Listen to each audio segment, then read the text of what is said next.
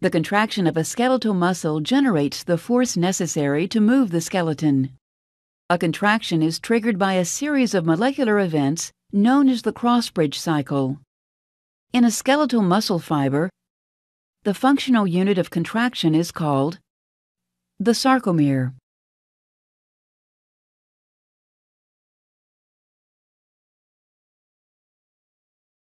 A sarcomere shortens when myosin heads in thick myofilaments form cross bridges with actin molecules in thin myofilaments.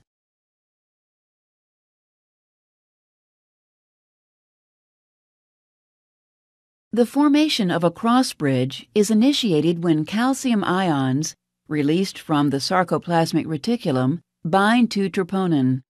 This binding causes troponin to change shape. Tropomyosin moves away from the myosin-binding sites on actin, allowing the myosin head to bind actin and form a cross-bridge. Also note that the myosin head must be activated before a cross-bridge cycle can begin. This occurs when ATP binds to the myosin head and is hydrolyzed to ADP and inorganic phosphate.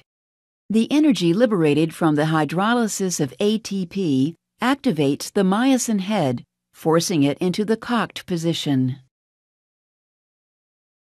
A cross-bridge cycle may be divided into 4 steps. Step 1. Cross-bridge formation. The activated myosin head binds to actin, forming a cross-bridge.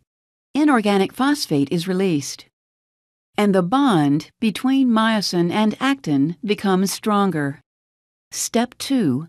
The power stroke.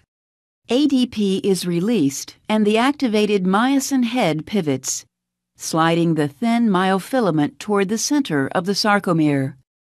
Step 3. Cross-bridge detachment.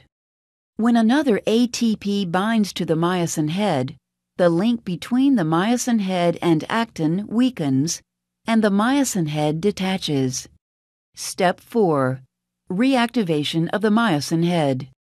ATP is hydrolyzed to ADP and inorganic phosphate. The energy released during hydrolysis reactivates the myosin head, returning it to the cocked position. As long as the binding sites on actin remain exposed, the cross-bridge cycle will repeat. And as the cycle repeats, the thin myofilaments are pulled toward each other and the sarcomere shortens.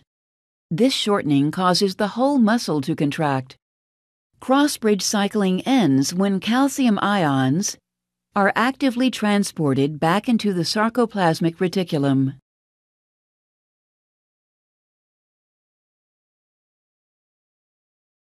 Troponin returns to its original shape, allowing tropomyosin to glide over and cover the myosin-binding site on actin.